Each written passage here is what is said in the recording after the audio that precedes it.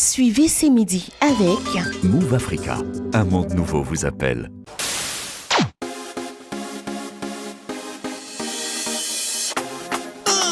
C'est midi, c'est maintenant. C'est midi, c'est maintenant. Du lundi au vendredi. C'est midi, c'est maintenant. On s'amuse en apprenant. C'est midi, c'est maintenant. C'est utile et c'est nouveau. C'est informer, éduquer, divertir.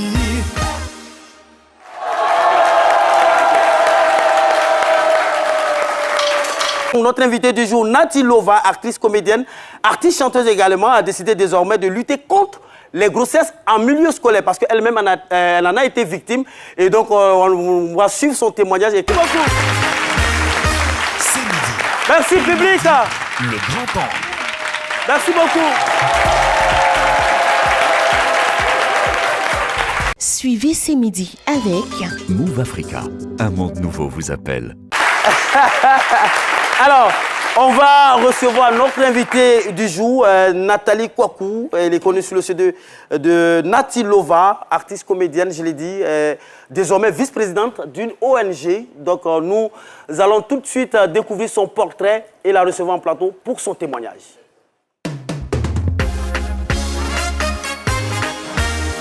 C'est midi. Tous les mardis, le grand angle. Artiste, chanteuse, actrice et comédienne, Nathalie Kwaku, qui est aujourd'hui une icône de la lutte contre les grossesses précoces en milieu scolaire, a toute une histoire derrière cet engagement. La déchéance, le rejet, elle en est victime pendant ses années d'errance. Adolescente, Nathalie flirte avec un jeune professeur. Pour la famille, un homme, c'est surtout la garantie d'une prise en charge sur tous les plans. Poussée à la faute, Nathalie se rend chez son père pour lui demander de renoncer à son devoir paternel envers elle. Une attitude que ce dernier prend comme un affront. Privée de soutien, elle est chassée par ses tuteurs. Son seul espoir, après plusieurs mois d'errance, c'est de se replier chez l'homme de qui tous ses déboires sont partis. Leur union donne 2 enfants. Cependant, Nathalie trouve ce mariage insipide. Après la naissance de son 2e enfant, elle fait le choix de sa carrière artistique pour se consacrer entièrement à son art théâtral. Actrice à succès, Nathalie Lova, comme elle se fait connaître de son nom d'artiste, fait de la lutte contre les grossesses en milieu scolaire son cheval de bataille au moyen de la musique. Tout sur son combat sur le plateau de C'est midi. Merci. Ça va? Bienvenue. Installez-vous.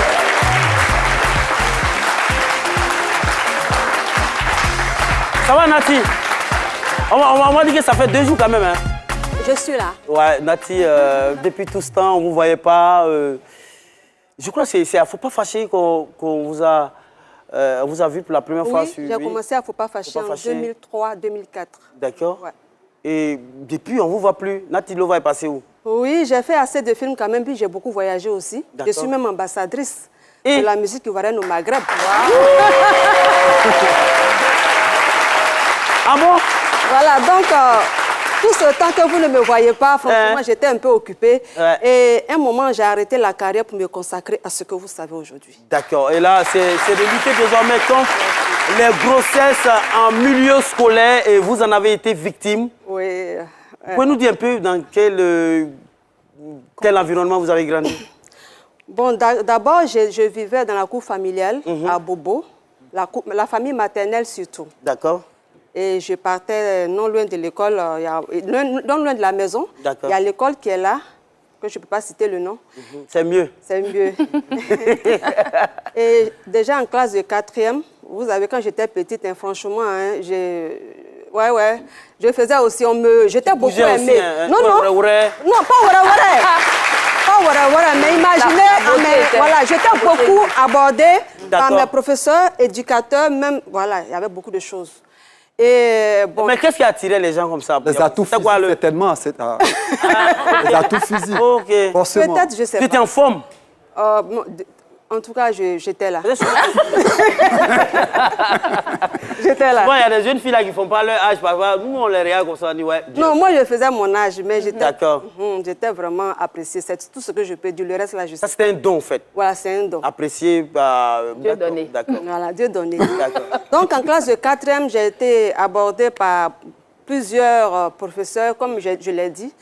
Et bon, c'est comme ça qu'il y a un, bon, qui est venu m'aborder. Et puis, j'ai dit, bon, comme lui, il est encore peut-être jeune, voilà, je vais le prendre par rapport aux vieux qui étaient là. D'accord. Donc, c'est comme ça.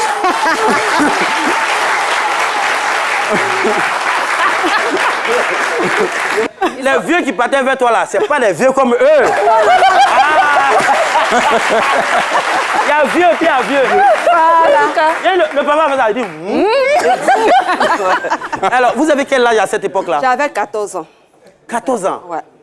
J'étais très précoce. Et déjà, à 14 ans, vous vous intéressez déjà aux hommes? Non, on s'intéressait à moi. Donc, dans la naïveté... Non, mais... Non. D'accord.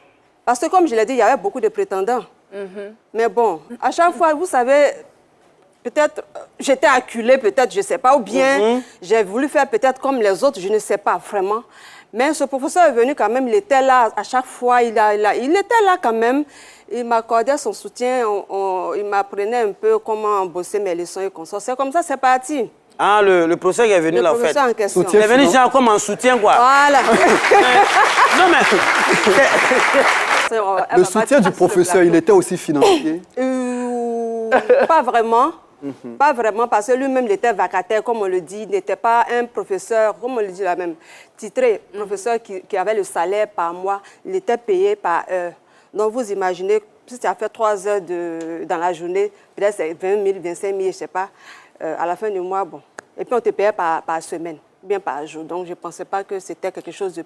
Alors, j'ai envie de dire, c'est vrai que c'est un sujet, on en rit, on se taquine un peu, mais c'est un sujet très sérieux quand même. Effectivement. C'est dont on abuse de la naïveté. Ça existe, c'est récurrent. Franchement.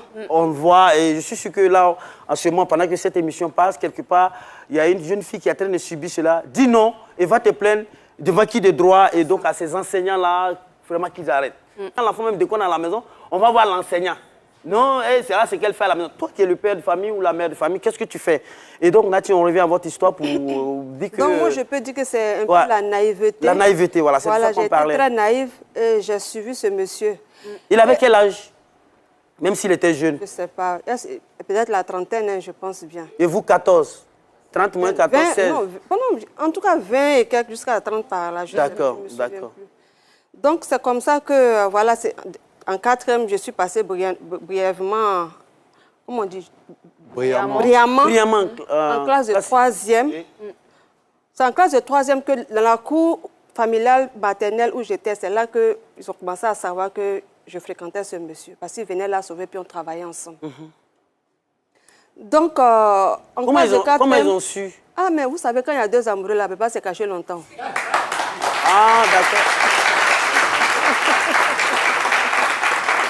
Non, moi je sais que déjà il allait vous travailler ensemble. Oui, voilà, il y a un tableau qui est là. Oui, mais vous êtes là, vous prenez note. Mon cher, il faut laisser des choses qui vont finir par D'accord. Donc voilà un peu, c'est ça, on ne peut pas se cacher. Quelle que soit la situation, on ne peut pas se cacher. Vous pouvez nous donner quelques indices pour que les parents qui nous suivent en ce moment sachent déjà que le maître de maison qui vient 2 jours là, il y a quelque chose entre lui et la fille. Non, mais parce que souvent, je disais aussi que j'étais peut-être arrivée, je ne sais pas, mais quand il vient et puis il est en train d'écrire, en fait, moi je suis assise comme ça et puis j'ai la tête ailleurs. En fait, tu ne suis pas.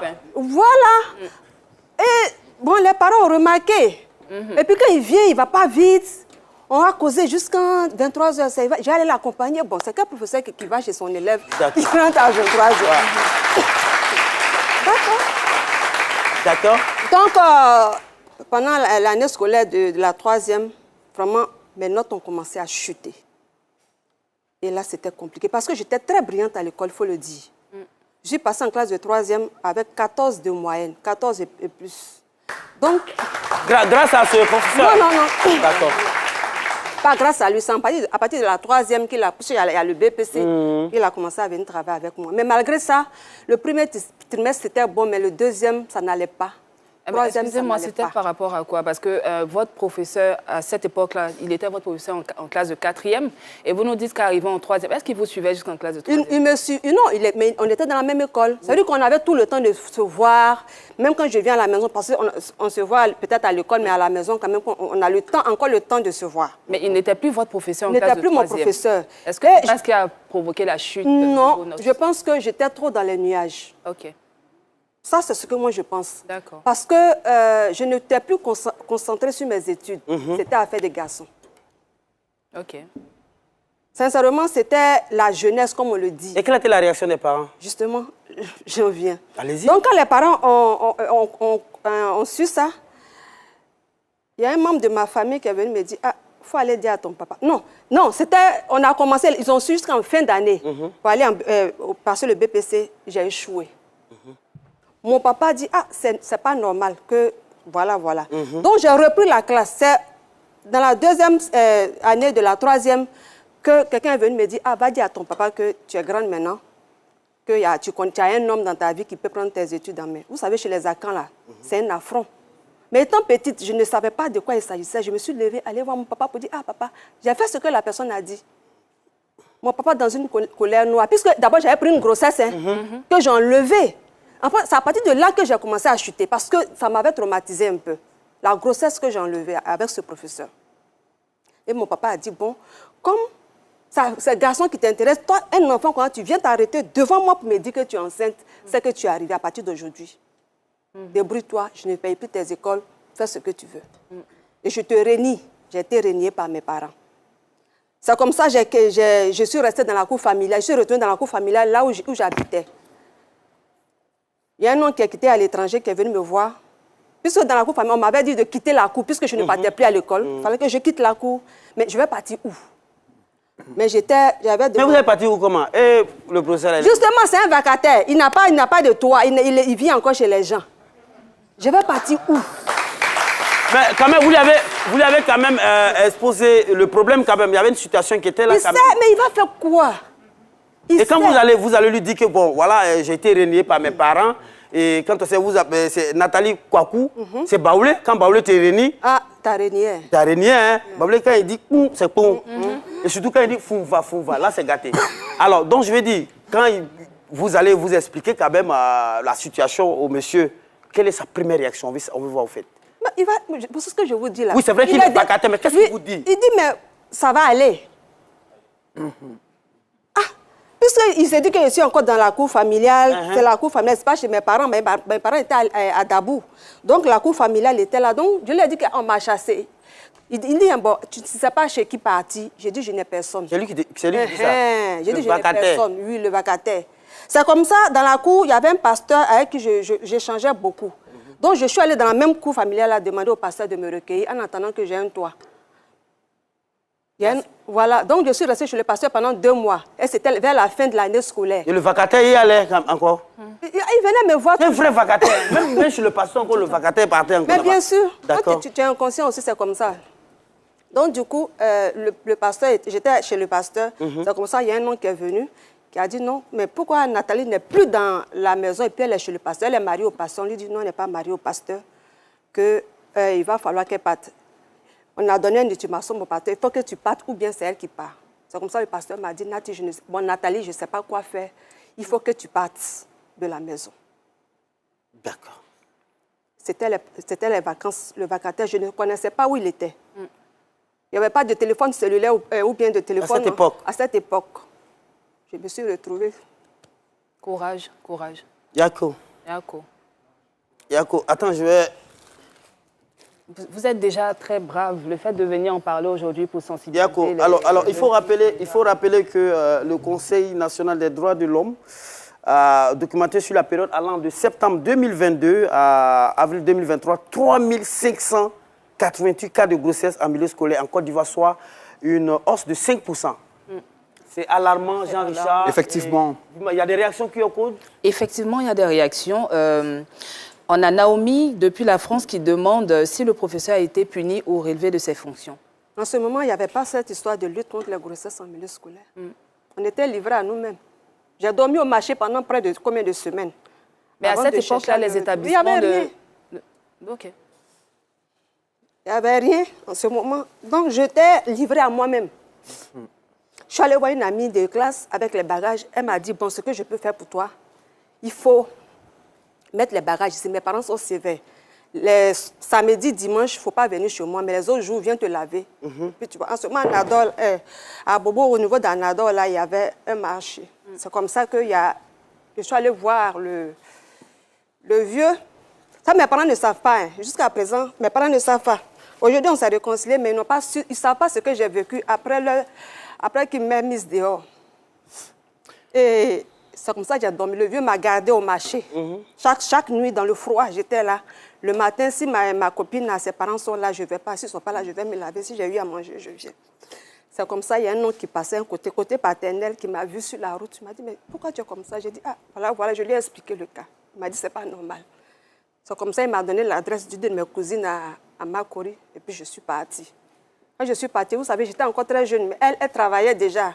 Mais vous savez, quand vous êtes entre femmes, que toi tu n'apportes rien, puis c'est l'autre qui te cacasse, arrivé un moment, c'est bizarre. Et quand j'ai vu que vraiment je ne pouvais pas trop tenir parce que je n'apportais rien, c'est comme ça, il a commencé à chercher le monsieur. Le professeur en question. Le professeur en question. Pendant les vacances. Et j'ai eu son numéro par le biais d'une de ses connaissances. Et puis, il m'a donné je l'ai appelé pour lui dire, voilà la situation dans laquelle je suis. J'ai besoin de ton aide. C'est à cause de toi, je suis dehors. Donc, fais quelque chose. C'est comme ça, il a dit, ah, ok. Comme c'est à cause de moi, on va aller trouver une maison quelque part. C'est comme ça, on allait vivre ensemble. Et puis, on a eu notre première fille. Mais moi, ce que je veux dire, est-ce que je suis partie par amour ou par dépit? C'est nous, on devait normalement vous poser cette question. Oui, non, ok. Je pense que c'est par dépit. Et par contrainte aussi. Par contrainte, parce que je n'avais personne derrière moi, j'étais seule. Donc, j'étais obligée de rester avec lui et de vivre avec lui. Je me suis même mariée légalement avec lui. En fait, je faisais ce qu'il voulait, quoi, parce que tu n'as pas de parents, tu n'as personne. Tu as vécu avec lui pendant combien de temps? J'ai vécu avec lui de 2001. 2000 en 2011. On s'est mariés légalement en 10 ans. 10 ans. C'est-à-dire 10 ans vivre sous le même toit avec quelqu'un qu'on n'aime pas vraiment. Ouais, parce que je pleurais tous les soirs, ça faut le dire. Pendant 10 ans. Mais 10 ans après, vous n'avez pas pu rentrer en contact avec vos parents. Quels étaient vos rapports avec votre mère, justement? Après la naissance de ma première fille, j'ai délégué les gens à aller demander pardon à mes parents. C'était difficile. Mais les parents restent les parents. Donc, au fur et à mesure, au moins 3-4 personnes. Parce que c'était difficile. Les parents ne voulaient pas, surtout mon papa ne voulait pas. Mais il a fini par accepter. Et c'est comme ça. Je vous respecte. On va vous permettre de vous remettre de vos émotions, Nati Lova. Et ces ovations-là, c'est pour vous encourager parce que vous êtes artiste. C'est pour vous encourager également. Parce que quand vous venez relater cette histoire-là sur un plateau de télévision, c'est en même temps interpeller beaucoup de personnes, des filles qui se trouvent dans ce genre de situation. Effectivement. Vous êtes en train de sauver en quelque sorte des vies en ce moment-là. Ne mettez pas de jingle, faites un jingle pour elle, pour qu'on aille à Carole Kwasi. Quel genre de jingle? Annoncez-moi. Annoncez-la.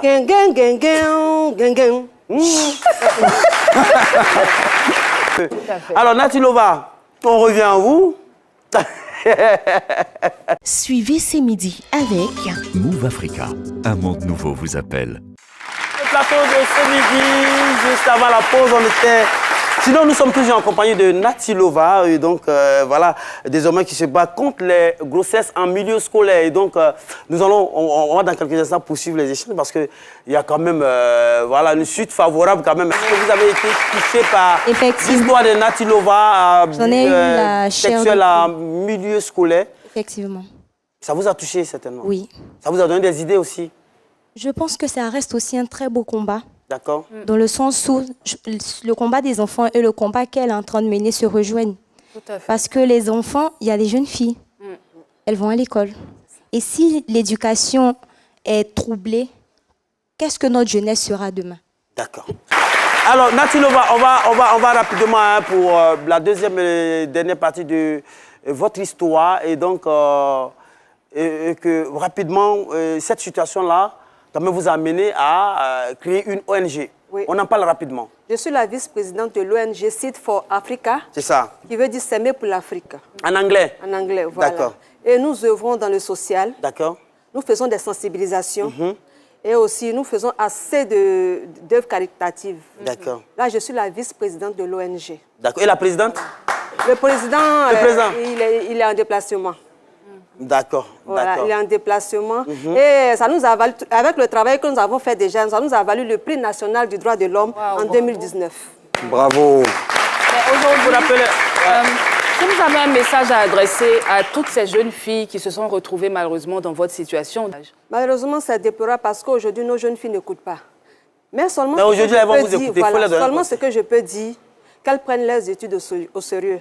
Parce que c'est l'étude qui fait de toi quelqu'un de... Mais c'est vrai qu'on ne réussit pas forcément par les études, mais une grossesse, déjà, ça gâche beaucoup de choses. 9 mois, ce n'est pas 9 jours. Voilà. Donc, j'invite toutes mes sœurs, toutes mes filles, vraiment à prendre leurs études, bien à prendre leur jeunesse au sérieux. Suivez C'est Midi avec Move Africa, un monde nouveau vous appelle. Nati Lova, l'émission est terminée. Mais regarde ici, il y a quelque chose pour vous, une surprise. Regardez là. Je fais un coucou pour te dire combien de fois je te soutiens, combien de fois je t'admire. Tu es une femme battante, courageuse, bosseuse, qui ne lâche rien. Continue dans cette lancée et Dieu fera le reste. Profite bien sur le plateau de C'est Midi. Plein de bisous de la famille Chevalier et à bientôt. Je voulais venir pour ta vie grandeur comme j'aime si bien t'appeler. Je sais que ça n'a pas été facile, mais aujourd'hui tu es là. Tu le mérites amplement et je suis très fière de toi. Aussi, je voulais te dire, t'encourager à pouvoir continuer sur cette lancée-là, à être toujours persévérante comme tu le fais si bien. Et aussi te dire que je t'aime très fort. Excellente émission à toi. Bisous. C'est la famille, hein? C'est la famille, c'est la famille. C'est votre petite sœur Kwasi, Laetitia Kwasi, épouse Adjé, et puis Sonia Kwasi, épouse Chevalier, voilà. La dernière, il a... Bon, oh là là, c'est trop mignon. Vous avez tellement bien fait le jingle de Carole qu'il fallait qu'on vous arrache quelques larmes quand même. Voilà. Merci beaucoup d'avoir partagé votre témoignage avec nous, et puis voilà. On espère que ça va édifier. Hein. Voilà, ça va édifier. Au-delà des larmes, ça va édifier parce que les grossesses, en milieu scolaire, il y a tellement de causes. Et puis, voilà, les causes sont tellement multiples. On parle même de manque d'éducation sexuelle parfois, le manque d'accès à des moyens de contraception, de la pauvreté, des pressions sociales et culturelles encore, de la violence sexuelle. Il faut que tout cela cesse. Merci. Merci au public également. Je voudrais profiter pour remercier celui qui m'a habillé, depuis hier quand même. Wow. Oui, Colombo Style qui est à Trècheville. Chapeau frère, merci. Et puis on va terminer en beauté avec Nati Lova sur scène. Merci beaucoup, on se retrouve demain pour le C'est Midi Émotion. Bye. Les garçons débraillés, laissant leur patrie. La fille inconsciente expose leur corps. Élèves enseignants entrent en action. Tout ceci engendre une attraction. Plus de chasteté, ni de virginité. Ma chérie va à l'école, garçon ne finit pas. Ton avenir est devant toi. Va à l'école, ma chérie va à l'école, garçon ne finit pas. Ton avenir est devant toi. Va à l'école, garçon ne finit pas. Va à l'école, y a problème d'un garçon. Va à l'école. Engageons-nous tous contre ce fléau destructeur et protégeons nos filles. Merci à l'ONG Seed for Africa. Tes études garantissent un bel avenir. Tu es l'espoir de toute ta famille. Pourquoi perdre 9 mois de connaissance pour 5 minutes de plaisir qui te conduiront à 9 mois de souffrance, 9 mois de retard. Tu peux ne même plus retourner au cours. Ma chérie va à l'école, garçon ne finit pas. Ton avenir est devant toi. Va à l'école, ma chérie va à l'école, garçon ne finit pas. Ton avenir est devant toi. Va à l'école, garçon ne finit pas. Va à l'école, y a problème d'un garçon. Va à l'école. Je suis la plus stylée avec mon coskini. Y'a pas femme pour moi avec ma forme à boutoula. Les hommes sont à mes pieds. Plus tard tu diras Mon bac est bâclé, mon BPC est sévré. Mon école est fichue, mon avenir est gâché. Tu pouvais te protéger, mais t'as dit non, non, non. La banane ne se mange pas avec la peau. Tu voulais goût d'un goût, voilà conséquence. Les LST sont aussi à ta porte, hein. Donc fais attention. Merci à l'AIBF, UNICEF, AIMAS pour la sensibilisation. J'invite toutes les institutions à me soutenir dans ce combat. Colia Investissement. Ma chérie va à l'école, garçon ne finit pas. Ton avenir est devant toi. Va à l'école, ma chérie va à l'école, garçon ne finit pas. Ton avenir est devant toi. Va à l'école, garçon ne finit pas. Va à l'école, il y a problème dans le garçon. Va à l'école, coucher avec son élève est un gros défi. La sanction va de 5 à 20 ans d'emprisonnement. Professeur, pardon, plus de harcèlement. Pour donner mes notes, je tiens mon avenir. Professeur, pardon, plus de harcèlement. Pour donner mes notes, je tiens mon avenir. Disons ensemble, oui à 0 grossesse en milieu scolaire.